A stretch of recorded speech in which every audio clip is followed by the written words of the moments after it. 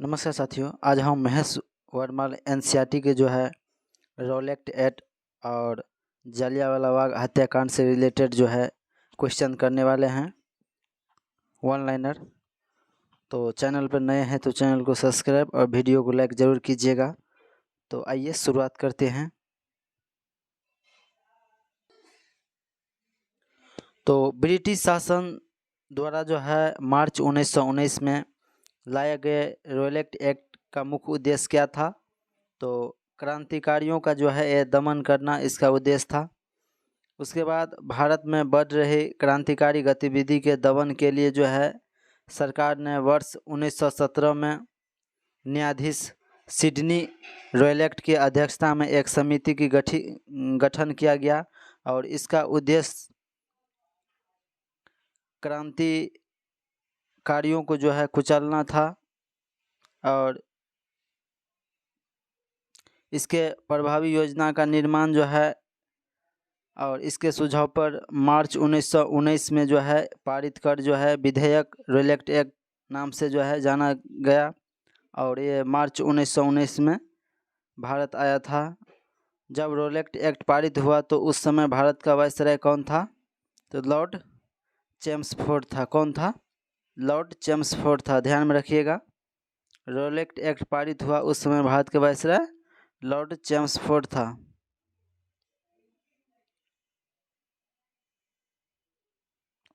उसके बाद है किस औपनिवेशिक कानून को जो है बिना वकील, बिना अपील, बिना दलील के नाम से जाना जाता है?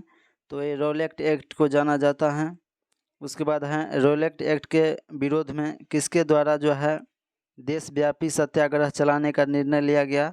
तो महात्मा गांधी के द्वारा जो है निर्णय लिया गया था। उसके बाद है रॉलेट एक्ट के जो है विरोध में किसने लगान न देने के आंदोलन चलाने का सुझाव दिया था? कौन दिया था? स्वामी श्रद्धानंद दिए थे। कौन दिए थे? स्वामी श्रद्धानंद दिए थे। उसके बाद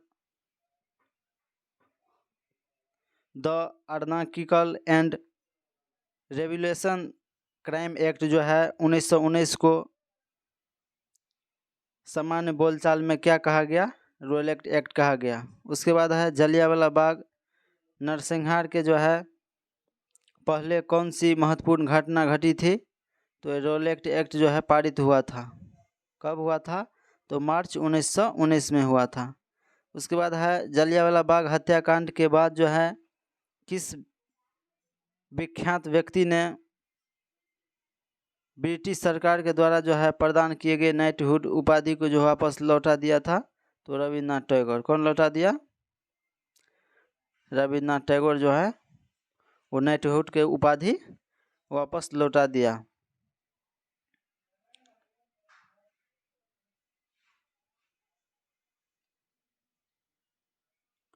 उसके बाद रॉलेट सत्याग्रह के दौरान जो है पंजाब के दो लोकप्रिय नेता था जिसका नाम था डॉक्टर सैफुद्दीन किचलू और डॉक्टर सत्यपाल के जो है गिरफ्तार कर लिया गया ब्रिटिश दमन के विरोध के लिए। और 13 अप्रैल 1919 के बैसाखी के दिन जो है ये अमृतसर के जलियांवाला बाग में जो है एक सार्वजनिक सभा बुलाई गई थी।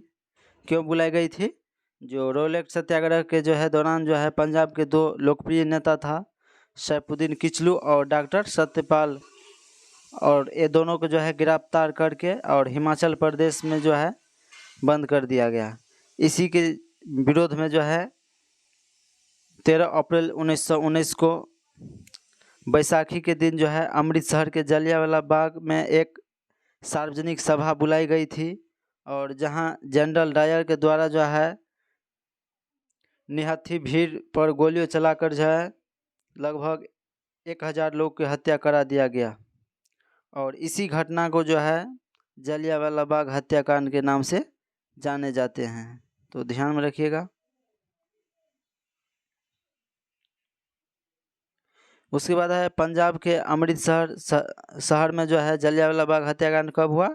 तो 13 अप्रैल 1919 को हुआ। कब हुआ? जलियांवाला बाग हत्याकांड कब हुआ? 13 अप्रैल 1919 को हुआ। उसके बाद है जलियांवाला बाग हत्याकांड के विरोध में जो है वायसराय की कार्यकारिणी परिषद के सदस्य कौन इस्तीफा दे दिया था? तो के शंकर नायर दे दिए थे। कौन दे दिए थे? के शंकर नायर जो है ये कार्यकारिणी परिषद से इस्तीफा दे दिया था वायसराय के पद से।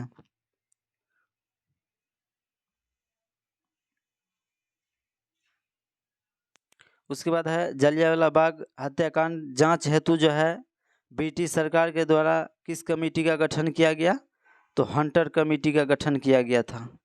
जलियांवाला बाग जो हत्याकांड हुआ था उसको जांच करने के लिए ब्रिटिश सरकार के द्वारा हंटर कमेटी का गठन किया गया। उसके बाद है जलियांवाला बाग हत्याकांड के लिए जिम्मेदार माइकल ओडायर को जो है किसने लंदन में मार डाला था? तो ये उधम सिंह मार डाला। कब मार डाला? 1940 ईस्वी में मार डाला। उसके बाद है कांग्रेस ने जलियांवाला बाग हत्याकांड के जांच हेतु किसके नेतृत्व में एक आयोग नियुक्त किया था?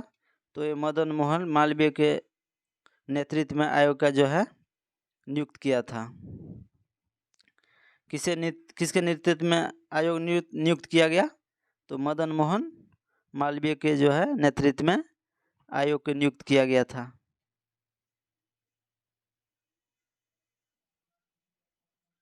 तो कांग्रेस ने जलियांवाला बाग हत्याकांड के जांच हेतु मदन मोहन मालवीय की अध्यक्षता में जो है एक समिति गठित किया गया था और इन समिति के अन्य सदस्य में जैसे कि मोतीलाल नेहरू, महात्मा गांधी, CR दास, बदरुद्दीन तैयब जी और MR जयकर जो है आदि शामिल थे।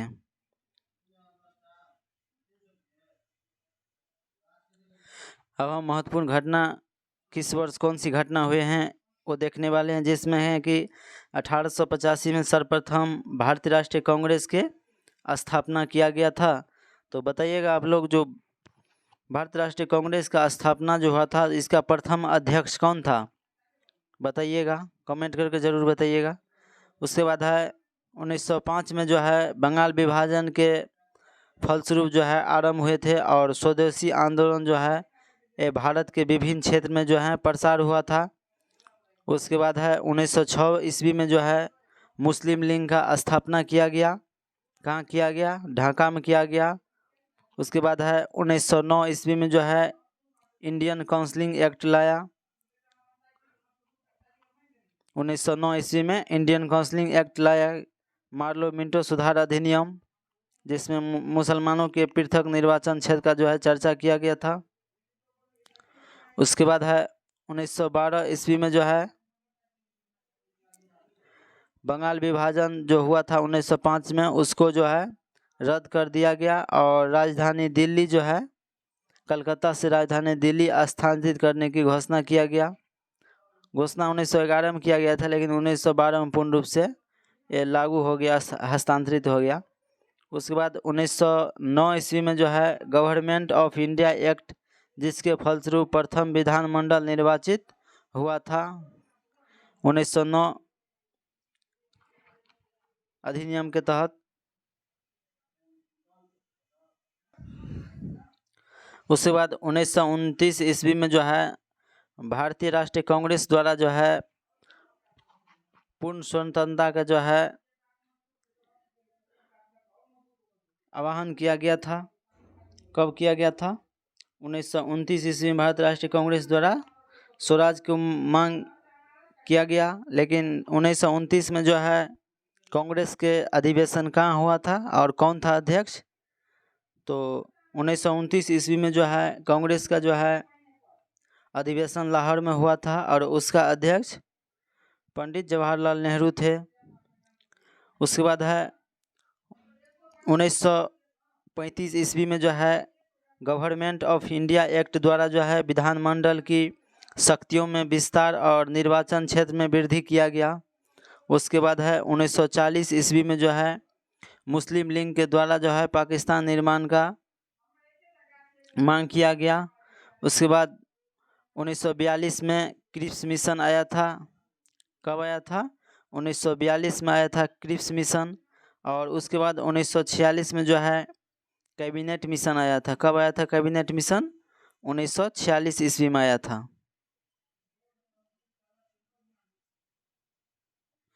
अब देखने वाले हैं हम भारत में महत्वपूर्ण खिलाफत आंदोलन और असहयोग आंदोलन। तो आइए शुरुआत करते हैं। भारत में चलाए गए खिलाफत आंदोलन का जो है प्रमुख कारण क्या था? तो ये तुर्की में जो है खलीफा पद को जो है इंग्लैंड द्वारा समाप्त किया गया था, इसीलिए जो है खिलाफत आंदोलन चालू हुआ था। उसके बाद वर्ष 1919 में दिल्ली में आयोजित अखिल भारतीय खिलाफत कमेटी का अध्यक्षता किसने किया था?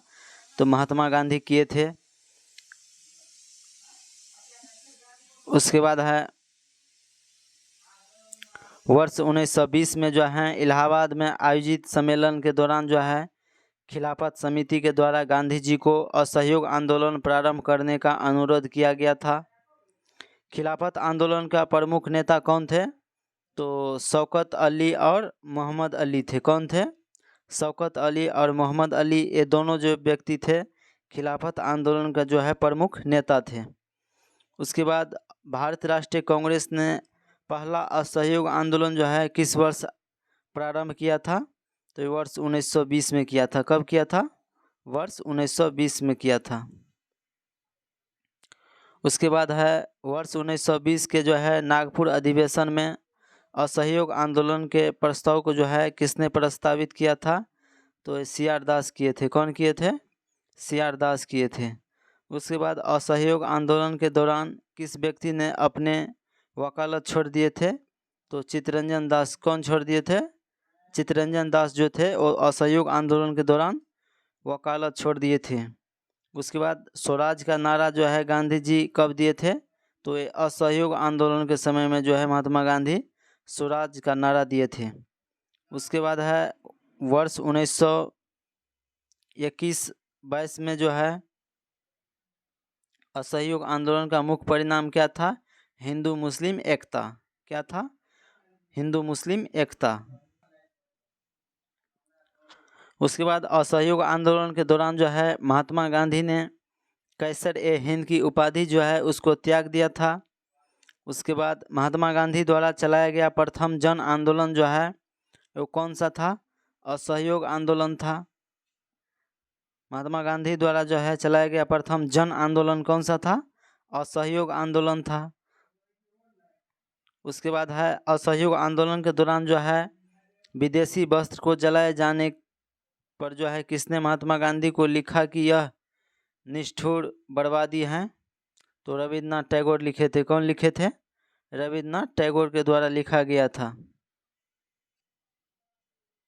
उसके बाद चौरी चौरा कांड जो है 4 फरवरी 1922 को गोरखपुर जिले में उत्तर प्रदेश में घटित हुआ था, जिसके कारण जो है गांधी जी ने असहयोग आंदोलन वापस ले लिया था। 4 फरवरी नहीं 5 फरवरी होगा, उसको ठीक कर लीजिएगा।